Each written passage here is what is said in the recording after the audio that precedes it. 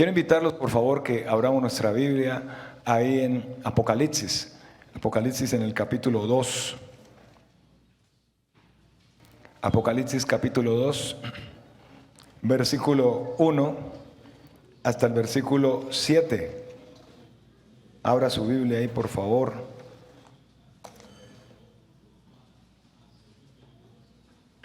Ahí en el capítulo 2, versículo 1 hasta el versículo 7. Y dice la palabra de Dios, dice: escribe el ángel de la iglesia en Éfeso, el que tiene las 7 estrellas en su diestra, el que anda en medio de los 7 candeleros de oro, dice esto: yo conozco tus obras y tu arduo trabajo y paciencia, y que no puedes soportar a los malos, y has probado a los que se dicen ser apóstoles y no lo son, y los has hallado mentirosos, y has sufrido y has tenido paciencia, y has trabajado arduamente por amor de mi nombre, y no has desmayado. Pero tengo contra ti que has dejado tu primer amor. Recuerda, por tanto, de dónde has caído, y arrepiéntete y haz las primeras obras, pues si no, vendré pronto a ti y quitaré tu candelero de su lugar si no te hubieras arrepentido. Pero tienes esto, que aborreces las obras de los nicolaítas, los cuales yo también aborrezco. El que tiene oído, oiga lo que el Espíritu dice a las iglesias. Al que venciere, le daré a comer del árbol de la vida, el cual está en medio del paraíso de Dios. Y vamos a hablar en esta mañana acerca de la iglesia que dejó su primer amor. Y alguna vez el escritor cristiano Francis Schaeffer observó que el significado de la palabra cristiano se había reducido o se ha reducido casi a nada, especialmente como símbolo de lo que tiene que ser, y se ha convertido, ha venido a significar todo y nada, sabiendo que es algo que distingue a los que somos cristianos. Y para usted, ¿qué es un cristiano? ¿Qué es un cristiano? Antes se utilizaba la palabra cristiano para hacer referencia a cualquier persona. Decían: ¿y este cristiano? ¿Sí? Pero si usted mira en la Biblia, nos hace una lista extensa acerca de lo que es ser cristiano, lo que significa la palabra cristiano. Y si usted no lo sabía, lo va a saber en esta mañana, que los cristianos somos los que estamos unidos a Dios por medio de la salvación que obtenemos por medio del Señor Jesucristo. Que el resultado de esa salvación es que nuestros pecados están perdonados, que somos sus hijos, que nos ha transformado como nuevas criaturas, que ahora en nosotros como cristianos, o en el que es cristiano, mora el Espíritu Santo. Y muchas cosas son las que caracterizan a los que son cristianos o somos cristianos. Entre ellas hay 4 que son importantísimas, y es el temor de reverencia al Señor. Otra más, ese deseo de imitarlo, o la vida de santidad. Y por supuesto, perdón, la obediencia. Temor reverencial a Dios. El deseo que debe tener un cristiano de imitar al Señor, la vida de santidad y la obediencia. Pero podríamos decir que una de las características que sobrepasan a todas es ese amor por Dios como nuestro Señor. El apóstol Pablo definió a los cristianos, como dice allí en 2 Corintios 5:14, los que aman al Señor, o están dominados, perdón, por el amor de Cristo. En Efesios 6:24, como los que aman a Jesucristo, y dice que los que aman a Jesucristo son benditos. Bueno, y por otro lado dice que los que no lo aman son anatemas. Es de suponer que el amor al Señor Jesucristo siempre debe estar presente en los que nos llamamos no solamente cristianos, sino que en los que nos llamamos verdaderos cristianos, sin fluctuar en ese amor. ¿Qué encontramos en la Biblia y qué encontramos en nuestras vidas? Pues que como cristianos no siempre amamos al Señor Jesucristo con todo nuestro corazón, ¿o sí? Todo el tiempo amamos al Señor Jesucristo con todo nuestro corazón, con toda nuestra alma, con toda nuestra mente, con todas nuestras fuerzas. Pero lo que uno encuentra en la Biblia y en la vida práctica, nosotros, es que no siempre lo amamos. Y eso se puede identificar por varios aspectos, cualidades, características que nos muestra la Biblia. Y aquí en estos versículos del capítulo 2 de Apocalipsis, del versículo 1 al 7, en el mensaje a una de estas iglesias, de hecho es el mensaje a la primera iglesia, es la mejor ilustración que muestra la seriedad de permitir que el amor de Cristo aumente o mengue. ¿Qué tan serio es que el amor de Cristo en nuestras vidas aumente cada día o disminuya? Cuando usted hace una lectura de Apocalipsis y especialmente en el mensaje a estas 7 iglesias, Jesús se dirige especialmente a los problemas particulares que había en estas iglesias. Ahora, ¿qué son esas iglesias?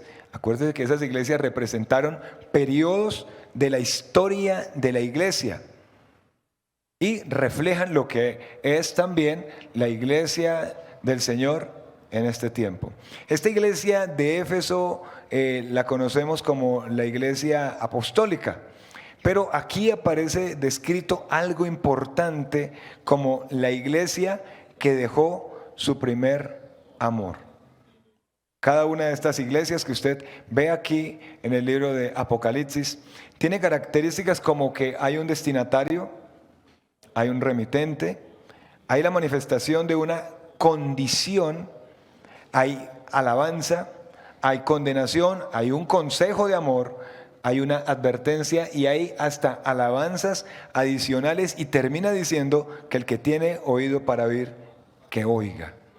Vamos a reflexionar en esta mañana acerca de la importancia y lo grave que es cuando nuestro amor por el Señor Jesucristo disminuye.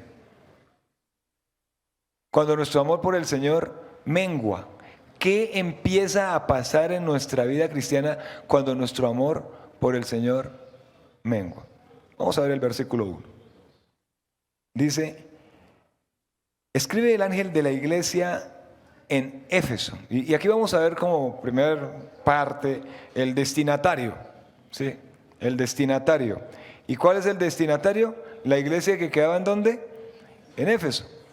Y cuando usted lee en libros de historia, encuentra que la ciudad de Éfeso era la ciudad más importante en el Asia Menor. ¿Por qué? Porque tenía un puerto marítimo que la constituía como un próspero centro de comercio, y con una posibilidad a la iglesia que estaba en esa ciudad, como una posibilidad también de expandir de muchas maneras el evangelio. Éfeso era una ciudad poblada, y era una ciudad que, por ser poblada, pues se movía mucho la parte política, como en tantas partes. Era el hogar de una de las deidades de la época, que era la diosa Diana de los Efesios, que usted puede ver parte de la historia allí en Hechos 19, 34 y 35, que había un templo allí de Diana, conocido en la época como una de las 7 maravillas del mundo en el que se movían estos acontecimientos bíblicos. Y los creyentes de la ciudad de Éfeso, la iglesia que estaba allá, habían sido motivados, animados, ministrados, establecidos por el apóstol Pablo por lo menos 43 años antes de esta visión de Juan. Y desde el centro de otras iglesias locales en Asia fueron fundadas también. Priscila y Aquila estuvo allí, Apolos, Timoteo, y muchos habían ministrado en este lugar. Entonces, el destinatario era una ciudad, una iglesia, que estaba ¿en dónde? Ahí en Éfeso. Por ese lado es fácil comprender. El remitente está ahí en el versículo 1. El que tiene las 7 estrellas en su diestra, el que anda en medio de los 7 candeleros de oro, dice esto. ¿A quién hace referencia? Hace referencia nada más y nada menos a el Señor Jesucristo andando en medio o entre las iglesias para juzgarlas con juicio justo, santo, recto. Y dice allí que tiene a los ángeles, las estrellas en sus manos, esto demostrando autoridad sobre ellos como representantes suyos. Y Cristo en medio de las iglesias verdaderas. Algo que nos debe llevar a pensar esto de que Cristo está en medio de la iglesia y en medio de la iglesia verdadera. ¿Cuál es la iglesia verdadera? ¿Qué características debe tener una iglesia que nosotros podemos identificar entonces como una iglesia verdadera? Muchas características. Ahora, la idea es que Cristo ande, se pasee en medio de nuestra iglesia, es decir, en medio de nuestra vida. Cristo anda en medio de nuestra vida. Cristo se debe mover en medio de nuestra vida. Ahora, una iglesia verdadera, ¿qué características? Tantas que nos muestra el libro de los Hechos, bastantes. Ya tuvimos por lo menos un año y unos meses más estudiando el libro de los Hechos aquí en Bogotá. Y una iglesia verdadera se identifica por un lugar donde se enseña sanamente la palabra de Dios. Esa es una iglesia verdadera, donde hay testimonio de vidas transformadas. Una iglesia verdadera donde el poder del Señor en lo que se oye y en lo que se ve. Una iglesia verdadera que no olvida de ninguna manera la función, más bien la misión, que es proclamar el Evangelio de Jesucristo. Una iglesia verdadera que es llena de amor y que es conocida precisamente por el amor. Cuando vemos en el Evangelio de San Juan, capítulo 13, versículo 35, dice que en esto conocerán los otros que sois mis discípulos, si tuvieres amor los unos con los otros. Entonces, el Señor moviéndose en medio de la iglesia. ¿Cómo está nuestra vida respecto a la palabra? ¿Cómo está nuestra vida respecto a una vida transformada? ¿Soy lo mismo hoy que ayer en mi vida cristiana? ¿Soy lo mismo hoy que el año pasado respecto a vida cristiana? ¿He crecido? ¿He disminuido? ¿Se ha fortalecido mi amor por el Señor? Mi amor por la palabra, por la oración, por compartir, por descansar mi vida en el Evangelio del Señor Jesucristo, por no solamente decir amo a Cristo, sino que mi vida diaria manifiesta el amor del Señor Jesucristo. Uno de ellos, si me amáis, guardad mis mandamientos. Una manifestación es guardo la palabra y manifiesto que amo al Señor. Mi prójimo, ¿quién es mi prójimo? Ya lo hemos hablado varias veces. No solamente el que me hace bien, el que me hace mal. Ese es mi prójimo también. Una iglesia llena de amor y que manifiesta su amor ¿a quién? Pues debemos ser luz. Debemos ser luz. Entonces, ¿dónde debemos manifestar ese amor? Fuera, los que no son creyentes. Una vela se coloca en un sitio para que alumbre a los demás. Y la palabra de Dios dice que así alumbre vuestra luz delante de los hombres y vean vuestras buenas obras, que vamos a ver dentro de un momento. Y dice, y esos hombres se acerquen a Dios y glorifiquen a nuestro Padre que está en los cielos. Una iglesia verdadera, no una iglesia de mentiritas. Amo al Señor de mentiras, manifiesto una transformación de mentiritas, ¿sí? Solamente una vida transformada cuando estoy en culto el domingo o en el discipulado y el resto de la semana no. Eso es de mentiritas, eso no es verdadero, eso no es real, eso no es verdadero. Y Dios conoce lo que no es real, Dios conoce lo que no es verdadero. La Biblia palabra nos dice que nada hay oculto que no esté limpio, desnudo ante su presencia. Todas las cosas están limpias, desnudas ante aquel que tenemos que dar cuenta. Entonces, nos podemos hacer pasar por iglesia verdadera, pero realmente el Señor está viendo que nuestra realidad, nuestro corazón, tal como lo miraba en cada una de estas iglesias. Un remitente, Cristo hablando a nuestra vida.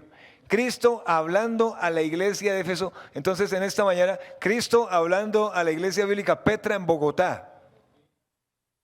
¿Qué habla el Señor? ¿Qué me viene diciendo?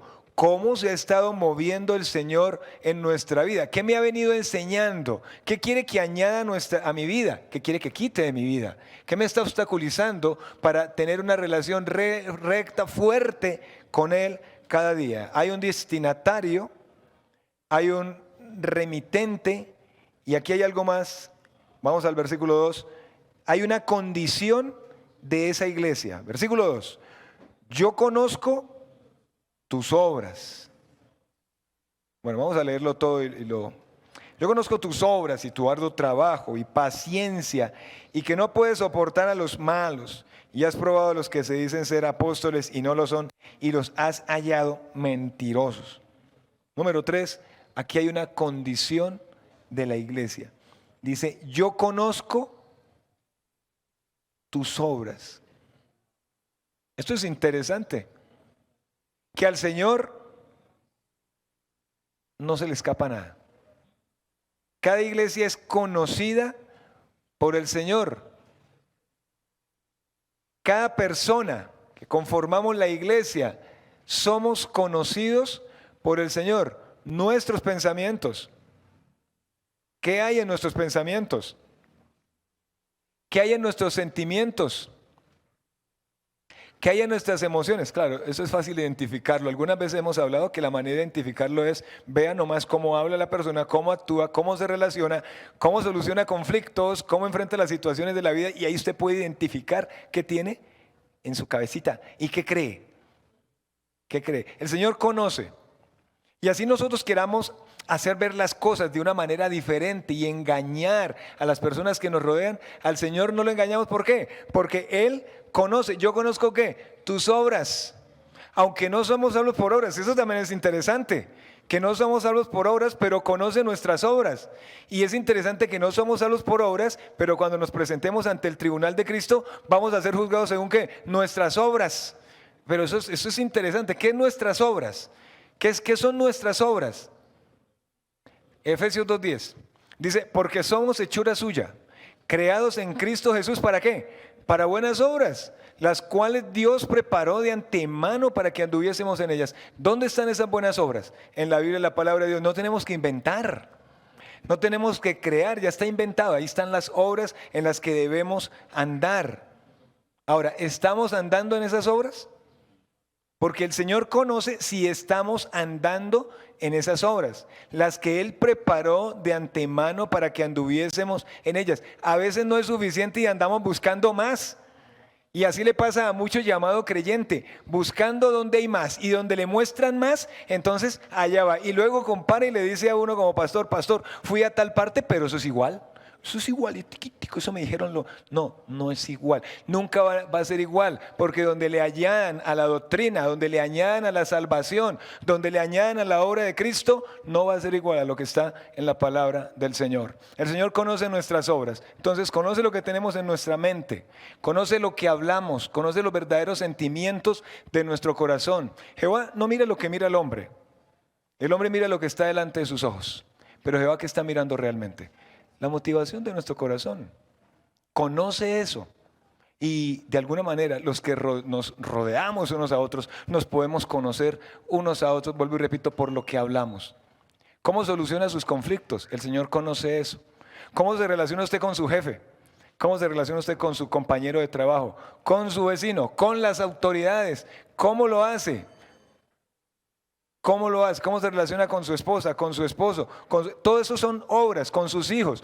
Todo eso son obras. ¿Cómo soluciona la parte económica? ¿Cómo depende de Dios? ¿Qué realmente hay en su corazón con la lucha con el pecado? Esas son las obras que el Señor conoce. El Señor conoce todos los detalles de cada iglesia. Escuche bien, lo bueno y lo malo. Y por esas obras que Él conoce, la palabra de Dios habla claritico que vamos a tener que darle cuentas al Señor un día. Segunda de Corintios 5:10, ¿qué dice? Porque es necesario que todos comparezcamos ante el tribunal de Cristo para dar cuentas por nuestras obras. Lo que hayamos hecho en el cuerpo, sea bueno o sea malo. Bueno, entonces el Señor nos llama y ¿qué le vamos a decir si conoce nuestras obras? ¿Le vamos a ocultar así como ocultamos hasta el día de hoy? Vamos a ocultar, porque es que uno oculta. Ahora, lo oculta delante de las personas, pero ocultarlo delante de Dios. ¿Podemos ocultar delante de Dios? ¿Ha leído el Salmo 139? ¿Sí lo ha leído? Dice, pues aún no está la palabra en mi boca y aquí, oh Jehová, tú la sabes toda. Detrás y delante me rodeaste, sobre mí pusiste tu mano.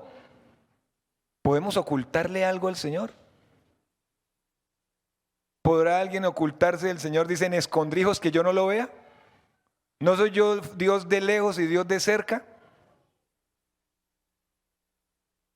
Conoce nuestras obras y conoce lo que le ocultamos el uno al otro, lo que le ocultamos a la esposa, al esposo, a los hijos. Al Señor no se le escapa absolutamente nada. Conozco tus obras. Vamos al versículo 2 y 3, seguimos ahí. Dice, y empieza a enumerar, ¿no? Tus obras. Vuelvo y repito, que son el resultado de ¿qué? De la salvación. Pero también dice algo más allí. Y conozco ¿qué? Tu arduo trabajo. Conozco tu arduo trabajo. Es que si usted, bueno, creo que ustedes ya estudiaron algo de las iglesias acá. Y lo que usted pudo encontrar en el mensaje a cada una de las iglesias es que estas iglesias en esas ciudades estaban rodeadas de paganismo. Había un paganismo pero marcado, o sea, sin número. Y otra serie de situaciones que ellos vivían. Entonces, los creyentes de esta iglesia, en medio de la situación pagana en donde vivían, estaban con una actitud que aquí el Señor les está alabando. En medio del paganismo, en medio de la persecución que había por ser creyente, en medio de sus amigos que no eran creyentes, en medio de tantas cosas económicas y tantas situaciones que vivían, estaban activamente evangelizando. Interesante. Estaban edificándose los unos a los otros. Estaban cuidando de los que tenían necesidad. No se les olvidaba su función como creyentes. A veces como creyentes decimos, no, pero vea todo el sufrimiento que he tenido. Era bueno que yo me diera este lujito. Era bueno que yo cometiera este pecadito. Era bueno que yo me pegara esta emborrachadita. Era bueno que yo me metiera este cachito. Era bueno que esto, era bueno que lo otro. ¿Qué era bueno?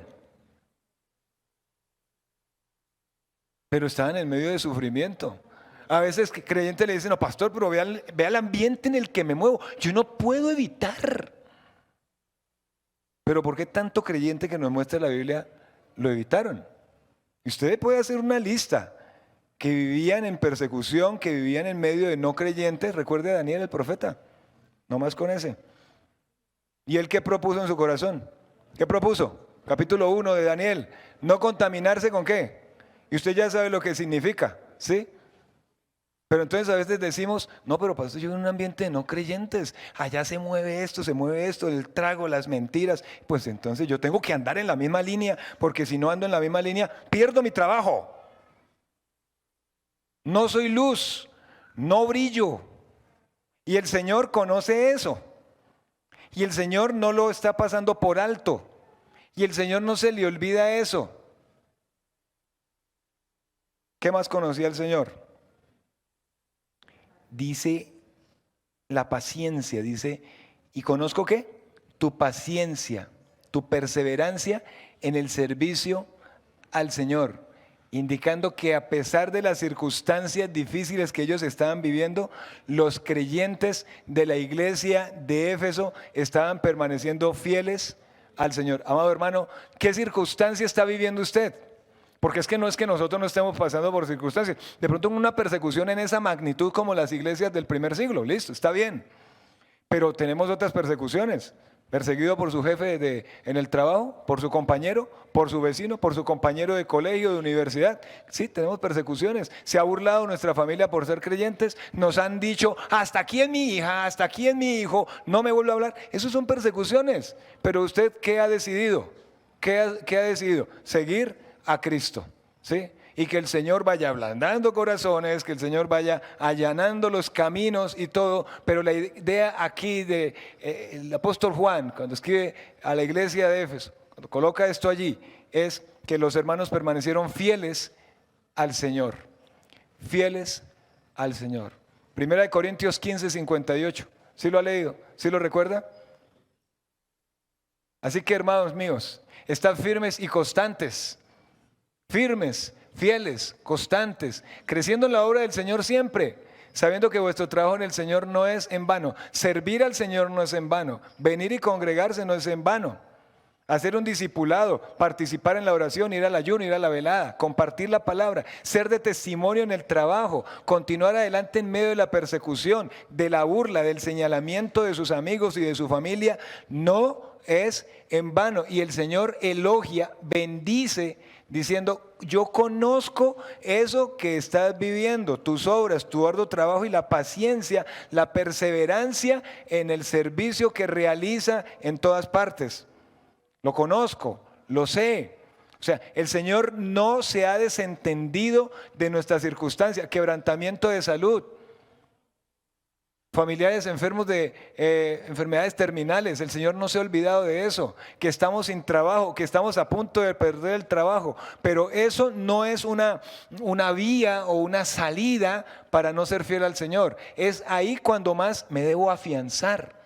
Es ahí cuando más debo fortalecer mi vida de oración, de búsqueda, de dependencia, de descansar en Él, en el poder de su fuerza. Es ahí donde el amor de mi parte por el Señor, en lugar de disminuir, debe aumentar. Pero ocurre lo contrario.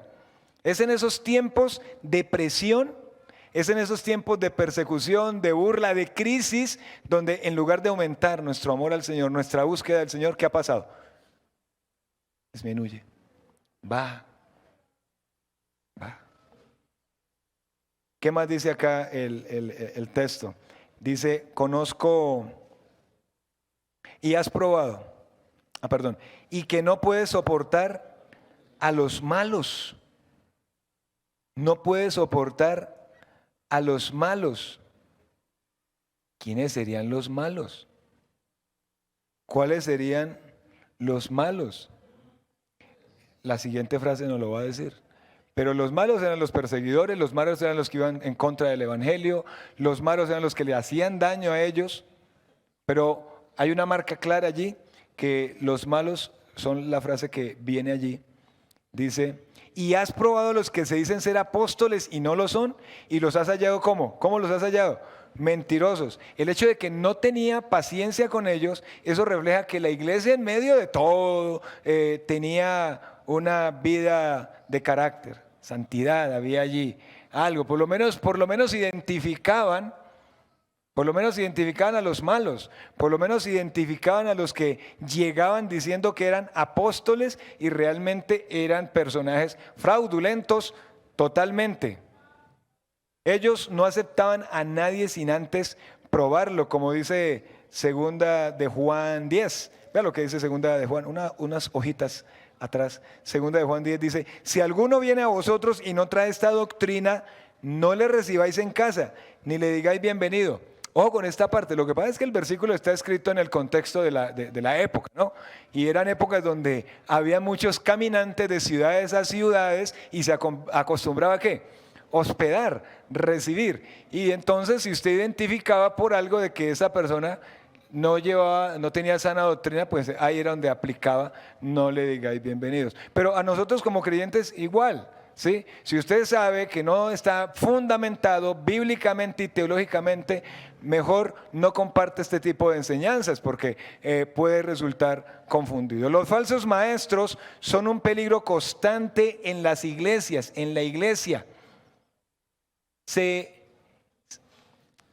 entran a la iglesia, al grupo de creyentes, y empiezan no levantando la mano desde el puesto para preguntar, sino forman sus grupitos, ¿sí? Y empiezan a propagar sus enseñanzas. Mateo 7:15 dice: los falsos profetas que vienen a vosotros con vestidos de ovejas, pero por dentro, ¿qué son?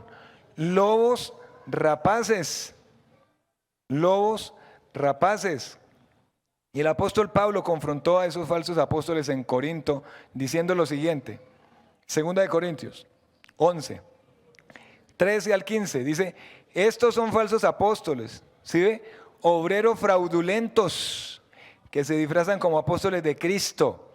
Y no es maravilla, porque el mismo Satanás se disfraza como ángel de luz. Así que no es extraño si también sus ministros se disfrazan como ministros de justicia, cuyo fin será conforme a sus obras. Hoy, en esta época en la que vivimos, hay un síndrome de apostolitis.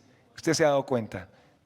Ya no hay pastor. Y tengo amigos que antes pues nos saludaban: pastor tal. No, señor, apóstol. Yo, bueno, apóstol, ¿cómo le va? Sí, claro, el respeto, usted sabe, el respeto, ¿ya? Pero no, ¿verdad? Hay un síndrome de apóstol, al cual más es apóstol, ¿sí? ¿Qué dicen ustedes? ¿Existen hoy o no existen? Como iglesia local, ustedes saben que somos, en cuanto a dones, cesacionistas, no sensacionalistas, cesacionistas. El don de apostolado ya cesó, ¿sí? Era alguien que era enviado con una misión, ¿sí? Hoy hay misioneros, pero no son apóstoles en un estricto sentido. ¿Me hago entender con eso? Y además había unas características que debían cumplir, que están allá en Hechos capítulo 1, que ustedes ya estudiaron, ¿ya? Entonces, no hay apóstoles. Estos, en ese tiempo, en esta época, en esta iglesia, estos hermanos, entonces probaron, no tenían paciencia con esas personas, y los probaron a los que se decían ser apóstoles, y no lo eran, sino que se dieron cuenta que eran fraudulentos, mentirosos, que estaban disfrazados, y entonces les dijeron: fuera. Por eso no había que temer de decirles fuera, ¿sí?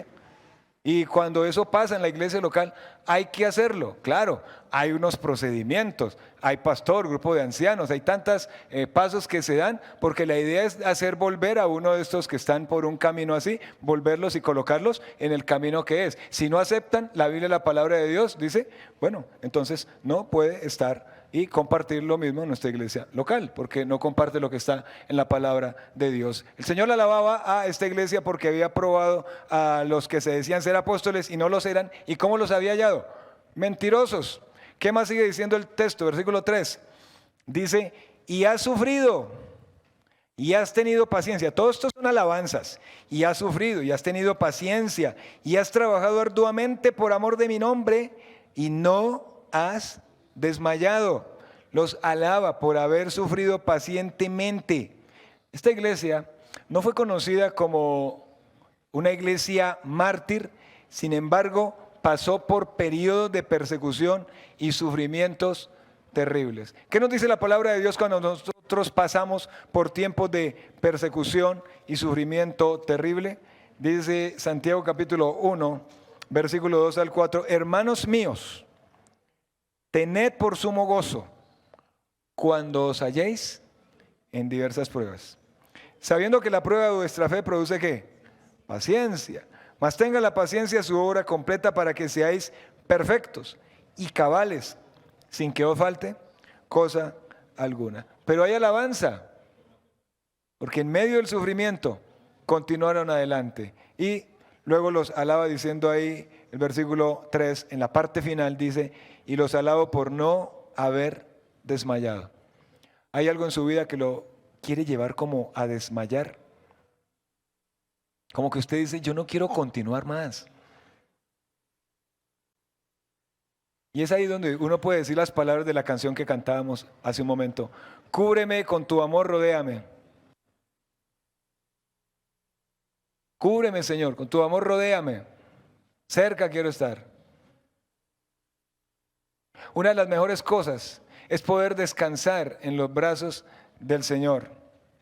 El Señor sí habla de que nos van a venir pruebas, muchas pruebas, que en medio de muchas pruebas hemos de heredar el reino de los cielos. Las pruebas son hechas para nosotros como creyentes. Cuando no éramos creyentes teníamos pruebas, pero uno decía, estos son gajes de la vida, esto tenía que pasar. Ahora como creyentes la conciencia es diferente, porque el Señor hasta transforma nuestra conciencia. Y la conciencia es que vienen pruebas y que somos bienaventurados cuando estemos en pruebas. ¿Se imagina usted eso? Y que la prueba va a ser, y que nuestra fe, va a ser sometida a prueba. Y que el Señor va a galardonar esa fe.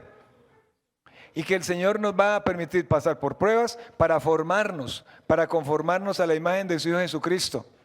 Y el Señor estaba dando alabanza a la iglesia de Éfeso porque no desmayó en medio de las pruebas, porque había sometido a prueba a los que se decían ser apóstoles y no lo eran, porque no soportaba a los malos, porque estaba creciendo en paciencia por el arduo trabajo, por el servicio, porque continuaba adelante. Pero vamos al versículo 4, dice, pero tengo contra ti.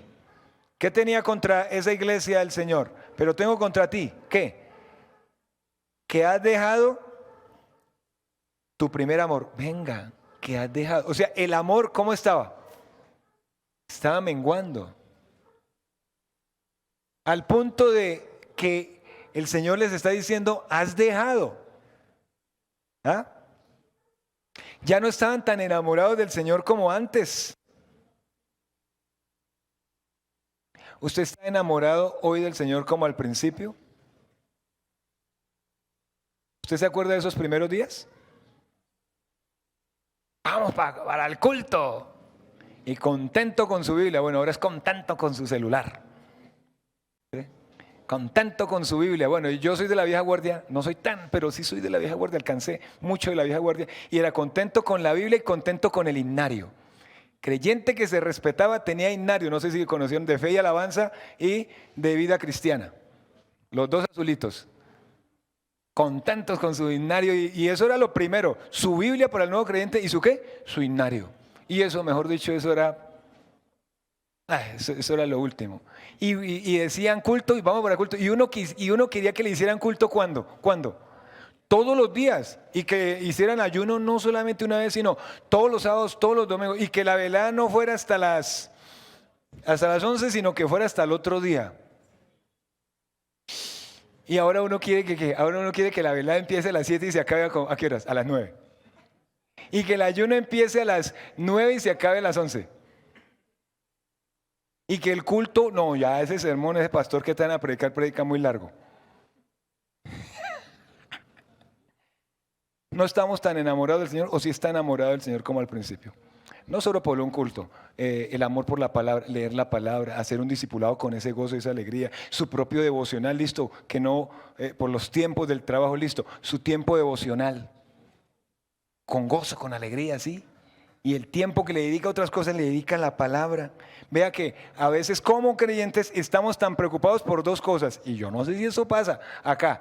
Uno, estamos preocupados tanto por el servicio, o sea, por las sillas, las flores, bueno, aquí no hay flores, por el refrigerio, por tantas cosas, y por el culto, por cómo está el culto, que nos olvidamos de lo que es realmente el amor al Señor. A veces nos vamos en un exceso de la siguiente manera: doctrina correcta, canciones correctas, doctrinales. Yo peleo mucho con eso. ¿Sí? Y tenemos la doctrina correcta y gracias a Dios. Y tenemos las canciones correctas y tenemos la iglesia correcta. Y tenemos todo correcto. ¿Y el amor al Señor es correcto? ¿Está bien? Porque nos gusta todo correcto y toda la perfección, pero nuestro amor por el Señor, ¿sí? ¿Está bien? Cosas externas. Y salimos contentos. ¡Qué culto! ¡Qué cultazo! ¡Qué alabanzota! Predicación. Todo bien, ¿cierto? ¿Y el amor? En cosas sencillas, lo hemos hablado, y yo escucho, no crea, Leonardo y Javier y el otro predicador, se me olvida el nombre, Valentín, yo termino mi culto y yo me conecto, yo devuelvo ahí para escuchar al predicador y escucho del amor. Ese día yo no solamente fui y prediqué el amor, vea que ellos también hablaron de lo mismo. Y en cosas mínimas, saludar al hermano. ¿Sí? Y que cuando va para la casa, ese amor que va usted casi volando, sea igual para la casa, en la semana. Ese es el amor del que habla la palabra de Dios. Y esta iglesia, entonces, el Señor nos muestra ahí que fue la iglesia que dejó su primer amor. Y cuando dejamos nuestro primer amor, es grave la situación. Sí, porque nos volvemos mecánicos en tantas cosas. Sé que vengo al culto y sé que tengo que cerrar los ojos para orar. Pero tengo los ojos cerrados para orar y ¿qué? Y estoy orando y estoy pensando en otra cosa. En que hay que salir porque el ambiente aquí en Bogotá es rápido y hay que salir. Hay trabajo, hay esto, hay compromisos y todo. Eso es ser mecánico. Canto, pues va a cantar, unos hacen palmas, otros no, pero ya es mecánico. ¿Sí? Mecánico llenar un discipulado, todo mecánico. Eso es dejar el primer amor. Me sé los versículos por mecánica. ¿Sí? Una palabra y tú me manda un versículo de una vez.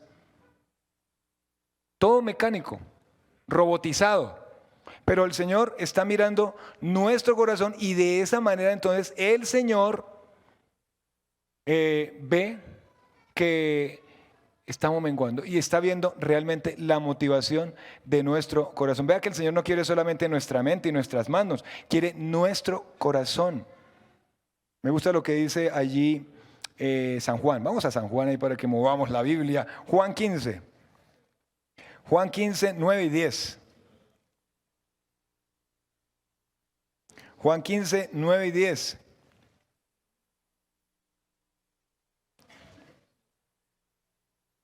Dice, como el Padre me ha amado, así también yo os he amado. Subráyelo, permaneced en mi amor. Versículo 10. Si guardare mis mandamientos, subráyelo otra vez, permaneceréis ¿en qué? En mi amor. Así como yo he guardado ¿qué? Los mandamientos de mi Padre y permanezco en su amor. ¿Usted permanece en el amor del Señor? ¿Qué es permanecer? ¿Hay algo que lo está moviendo? Hermano, vamos a evaluar por un momentico. ¿Hay algo que nos está moviendo de una relación fuerte con el Señor? De permanecer en ese amor con el Señor. Puede ser algún pecado, alguna relación tóxica, dañina, tecnología, qué sé yo, tantas cosas. Hay algo y lo que menos uno se imagina tantas veces es como que lo está moviendo a uno, ¿sí? Y se va uno como más del lado de eso. Permanecer es cuando la palabra llena nuestra mente, es cuando la palabra llena nuestra voluntad, es cuando la palabra del Señor nos transforma, nos cambia, nos lleva a amarle cada día, a que nuestro amor por el Señor ayer era y hoy es, pero va creciendo, va en aumento. Esa es la condenación que aparece en ese versículo. Pero tengo contra ti que has dejado tu primer amor. Que somos mecánicos. Versículo 5. Recuerda, un consejo de amor. Recuerda por tanto de dónde has caído y arrepiéntete y haz las primeras obras. Pues si no, vendré pronto a ti y quitaré tu candelero de su lugar si no te hubieres arrepentido. ¿Ah? ¿Qué tenían que recordar? ¿De dónde habían caído?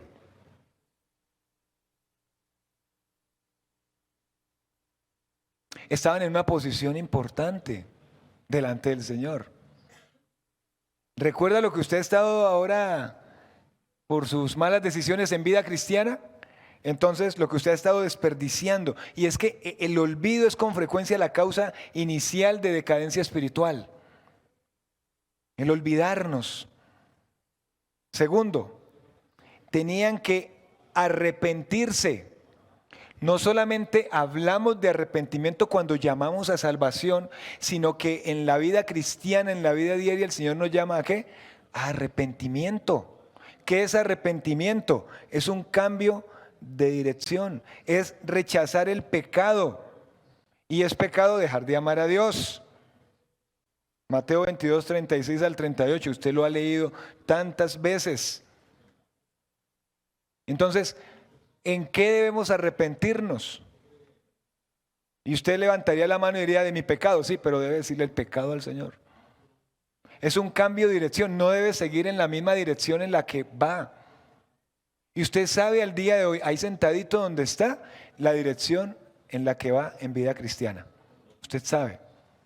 Sabe que no hay honestidad, sabe que no hay consagración, sabe que no hay dedicación, sabe que no hay entrega al Señor, sabe que no hay una vida transformada, sabe que es de mentiritas la vida que está llevando, y eso el Señor no le agrada porque eso es pecado. Entonces el Señor lo está llamando a que se arrepienta. Tercero, tenían que mostrar la autenticidad de su arrepentimiento. ¿Cómo? Haciendo las primeras obras, las que él conocía, las que ellos habían dejado de hacer. Tenían que rescatar, y esto traído a nuestros días, rescatar el estudio bíblico. Tenían que rescatar la oración, la pasión realmente por la adoración, que en el momento de las canciones siente uno realmente que está conectado uno con el Señor. Así uno levante las manos, se arrodille, haga lo que haga, que yo esté conectado con el Señor. ¿Qué cosas ha perdido usted, querido hermano, que hay que rescatarlas? Que usted no las volvió a hacer. Ay, qué pena que me vean haciendo eso, ¿cierto? Yo antes me arrodillaba para orar, ahora no me arrodillo, y qué oso, ¿cierto? No, pues, si usted se siente feliz, arrodíllese y hágalo, no le dé pena. ¿Sí? Que antes oraba así, y a veces yo critico la cantidad de tiempo orando, porque Dios mira el corazón, pero que usted, no, yo antes oraba 2 horas, pero ahora oro 5 minutos, porque ahí oran poquito. No, si el Señor lo guía a orar 2 horas, ore en su casa. Porque acá por el tiempo tenemos un tiempo para el culto. Pero ore. Que antes ayunaba todos los sábados y ahora ayuno solamente cuando hay ayuno. Vuelva y ayune. Claro. Rescate. Que antes me leía tantos versículos de la Biblia y ahora no me leo sino uno. Y siempre estoy con el mismo. Jesús lloró, y no salgo del mismo versículo. En el principio creó Dios los cielos y la tierra. El mismo versículo. Y está triste. En el principio creó. Vuelva y rescate el estudio de la palabra. Vuelva a lo que dejó de hacer, dejó de orar, dejó de adorar, dejó de pasar tiempo a solas con el Señor. Por tanto que hacer, claro que sí, pero el Señor estaba alabando a esta iglesia porque en medio de quehaceres, persecuciones, sufrimientos, tantas cosas, ellos eran fieles al Señor. Y entonces el Señor nos está llamando ¿a qué? Listo, no se quede ahí, arrepiéntase. ¿Qué hace? Levántese, ya. Y a veces uno pasa tiempo y tiempos y prefiere quedarse así, en lugar de confesar, reconocer, confesar y apartarse y continuar. Vamos a la última parte, que es la advertencia. La advertencia está en el versículo 5. Prácticamente le está diciendo en la última parte, o cambian o cambian. Vea lo que dice. Recuerda por tanto dónde has caído y, ya lo estamos diciendo, arrepiéntete. Y a las primeras obras, pero aquí está la advertencia más contundente todavía. Pues si no, vendré pronto a ti, ¿y qué haré? Y quitaré tu candelero de su lugar si no te hubieres arrepentido. O sea, ¿cambiaban o qué iba a pasar? ¿A qué se refiere eso? ¿Cambiaban o qué iba a pasar? Serían castigados. ¿Por qué? Porque dice, vendré pronto a ti y quitaré tu candelero de su lugar si no te hubieres arrepentido. ¿A qué se refiere? ¿Qué era el candelero? ¿Recuerda ahí en Apocalipsis 1:20? La iglesia. Haría el Señor mismo desaparecer la iglesia. De ahí, de ese lugar. Cristo sí advierte con juicio divino. ¿En qué debemos cambiar, hermanos? El Señor no se queda con nada. El Señor no va a tener por justo al culpable. Salmo 143:1 dice que no se justificará delante del Señor ningún ser humano. Entonces, ¿hay alguna situación de pecado? Por supuesto que hay situaciones de pecado, pero no nos debemos quedar con eso. Salmo 139, el salmista dice allá en el versículo 24 y 25 que dice, examíname, oh Dios, y conoce mi corazón y pruébame, ¿cierto? ¿Y qué más? Y conoce mis pensamientos, ¿y qué más? Y ves que hay en mi camino de perversidad, y vea lo que le añade. Y guíame, ¿qué? En el camino eterno. Hermano, ¿en qué debemos arrepentirnos? ¿En qué debemos cambiar? Haga la lista delante del Señor.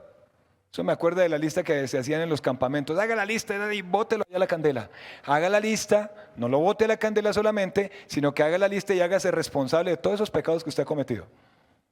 Claro, por los cuales no se ha arrepentido, porque por esos pecados usted ha dañado, herido, ofendido, roto su relación con el Señor. Tantas cosas, entonces usted tiene que hacerse responsable de eso. Eso no solamente escribo y voto. ¿En qué hay que cambiar? En varias cosas. Sigamos, versículo 6. Dice, pero tienes esto. Otra alabanza, una alabanza adicional. Pero tienes esto, que aborrece las obras de los nicolaitas, los cuales yo también aborrezco. Bueno, las obras de los nicolaitas implicaban una doctrina allí que tenía mezclado ofrecimientos sensuales que conducían a los no creyentes y a los creyentes a los cuales les está hablando aquí el Señor, los conducían a inmoralidad sexual y especialmente a comer cosas sacrificadas a los ídolos, sin considerar cómo ofendía esto a los otros creyentes y sin considerar, claro, cómo esto dañaba su relación con el Señor. Esto de la doctrina de los nicolaitas es lo que dijéramos hoy día como una vida de libertinaje. Y cuando hay esto de vida de libertinaje, ¿sí sabe cómo lo defiende el creyente? Algunos creyentes. Lo que pasa es que yo estoy disfrutando mi libertad en Cristo. Y lo defiende, la Biblia dice que soy libre en Cristo. Venga, pero somos libres en Cristo para hacer lo que queramos, dígame. Muéstreme un versículo que diga que soy libre en Cristo para hacer lo que quiero. Si usted lo muestra, no tiene que mostrarme uno, porque una enseñanza tiene que fortalecerse por lo menos con 10, 15, 20, 30 versículos que muestren algo como eso. Romanos 6:1, ¿sí lo recuerdan? ¿Perseveraremos en el pecado para que la gracia abunde? En ninguna manera, porque los que hemos muerto al pecado, ¿cómo viviremos aún en él? ¿Sí? Claro, sí fuimos llamados a libertad. ¿Recuerdan lo que dice Gálatas capítulo 5, ¿no? 5:1 y el 12. Solamente que no utilicé la libertad como motivo ¿para qué? Para el libertinaje. Para la carne, sino ¿para qué? Para servir los unos a los otros en amor. Entonces, si usted está enfocándose en que está disfrutando de su libertad y se emborracha y se emparranda y todas las cosas que hace tienen un tinte pero mundanal, ojo con eso, pare un poquitico y evalúe. Y así usted diga, pero yo no le estoy haciendo daño a ningún otro creyente porque lo hago en mi casa.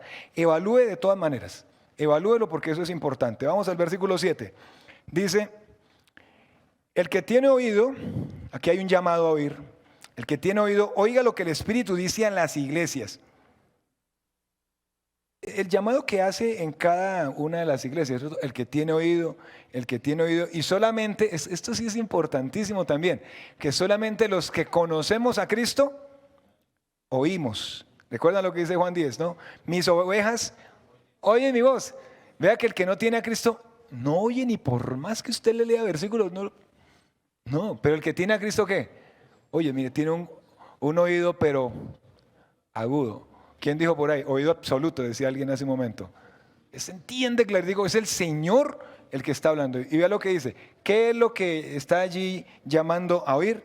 Que al que venciere, le daré a comer del árbol de la vida, el cual está en medio del paraíso de Dios. ¿Quién es el vencedor? Aquí el que lee el texto dice, sí que tengo que vencer, o sea que tengo que hacer obras, o sea que las obras sí salvan. No, Señor, ahí no está hablando de eso. ¿Quién es el que es vencedor? ¿Qué dice la Biblia? Al que venciere, el que cree. Romanos 8:37, 1 Juan 4:4 y capítulo 5. Dice, antes en todas estas cosas somos ¿qué? Más que vencedores. Mayor es el que está en nosotros que el que está en el mundo. 1 Juan 4:4 habla de que nosotros los hemos vencido. Y somos vencedores porque Cristo venció. Entonces, ¿quién es el vencedor? El creyente. Luego dice, ¿le daré a comer de qué? Del árbol de la vida. ¿Qué es eso? Cuando el texto habla de le daré a comer del árbol de la vida, está hablando de la posesión de un cuerpo físico que no sufre la muerte. Es ser partícipe de la vida de Cristo. Usted debe recordar que ¿qué pasó con el primer hombre, Adán? Perdió su derecho de comer del árbol de la vida por haber pecado. Mientras que el segundo, ¿qué pasó? Llevó él mismo nuestros pecados en su cuerpo sobre el madero. Entonces tenemos el privilegio de comer del árbol de la vida. ¿En dónde? En la tierra nueva. A eso es que se refiere. Colóquese de pie un momentico, por favor. 5 minuticos. Más.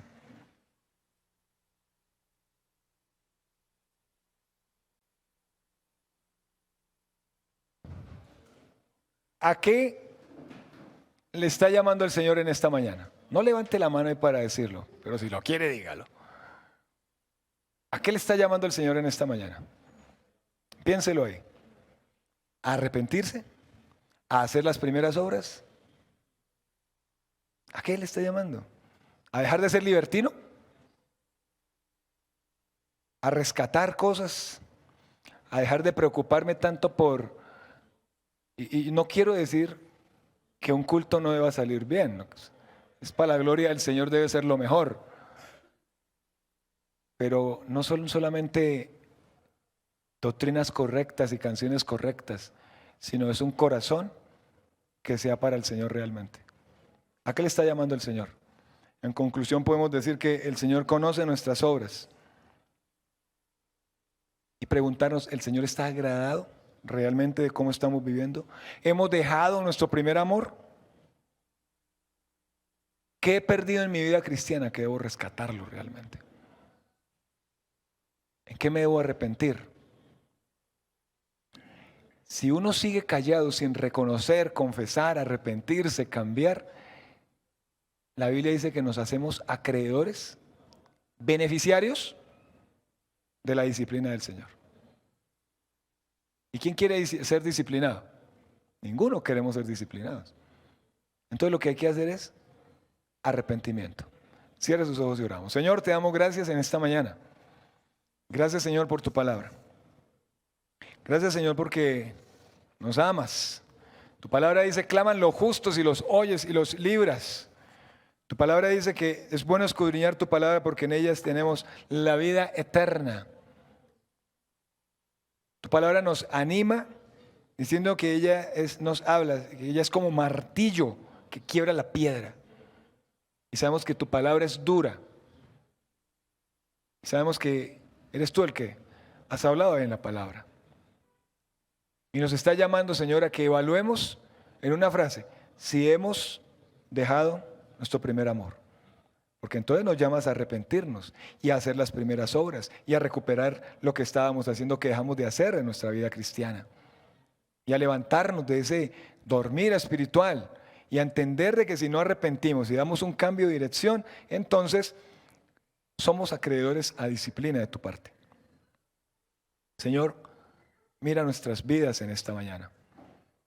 Tú conoces lo que tenemos en la mente y hay en nuestro corazón y en nuestros sentimientos y lo que decidimos. ¿Y cómo es que vivimos nuestra vida diaria? Tú lo conoces.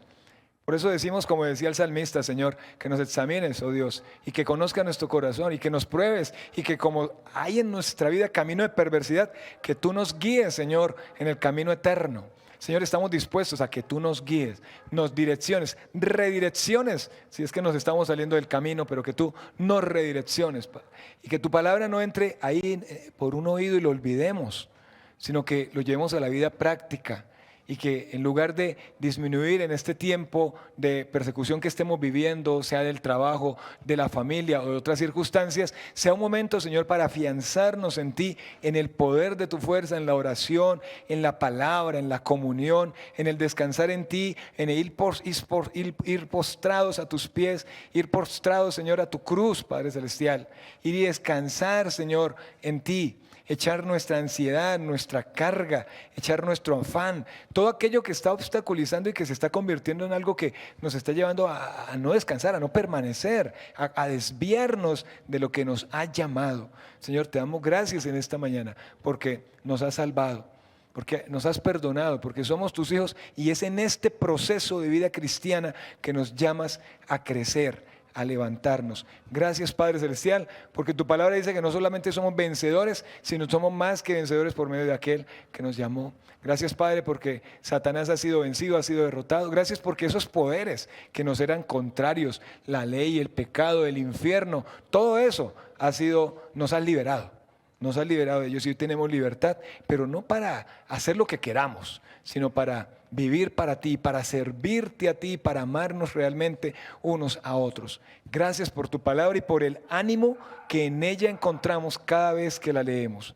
Gracias te doy. En el nombre de Jesús, amén, amén. Dios les bendiga, hermanos. Pueden sentarse, por favor. Siéntese. Dios les bendiga.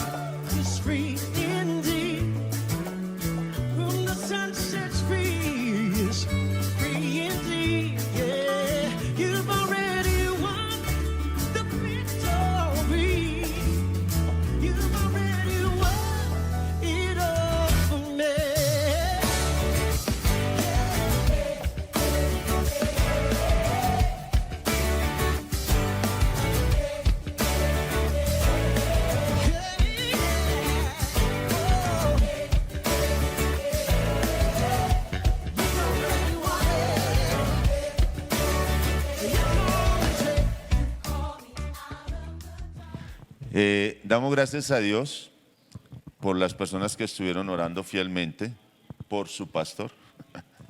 Damos gracias a Dios porque, como decía Richard, tenemos un reto muy grande, a pesar que somos una iglesia pequeña, pero eso no tiene que influir en lo que Dios nos ha dado y nos ha entregado a nosotros como iglesia.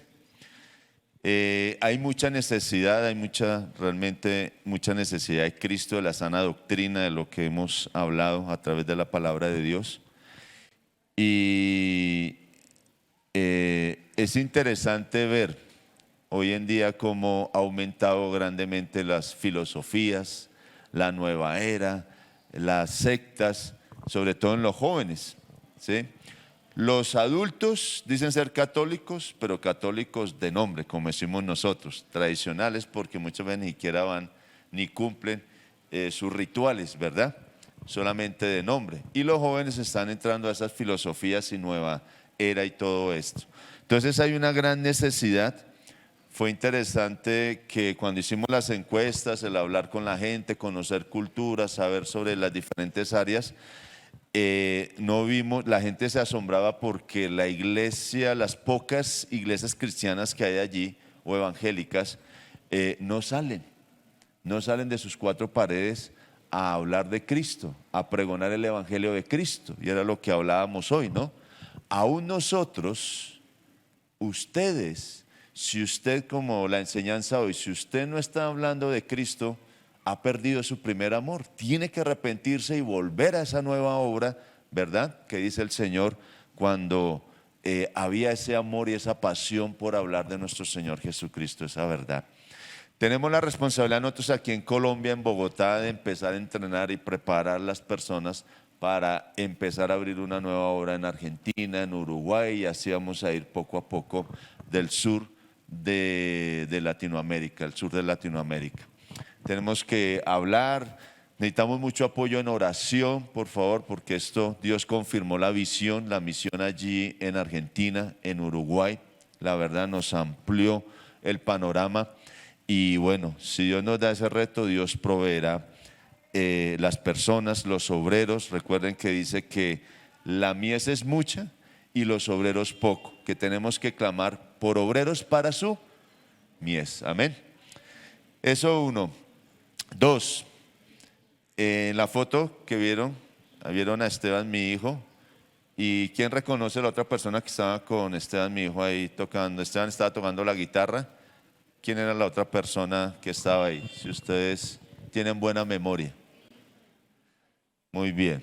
Si no, usted no sabe quién es, le animo que al final se para allá en la cartelera, nuestra cartelera misionera, y mira allí las fotos de los pastores y de sus hijos.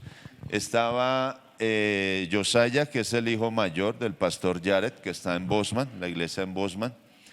Y también es una gran bendición. Él va a estar posiblemente unos 3 meses aquí con nosotros, entrenándose y también ayudándonos con sus dones y talentos para fortalecer la obra aquí. Entonces también pues las niñas solteras,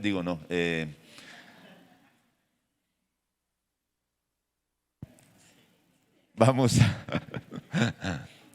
es un anuncio, no mentiras, molestando, ustedes que es broma.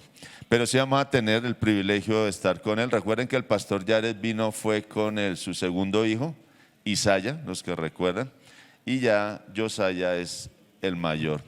Y poder compartir con ellos fue una gran bendición.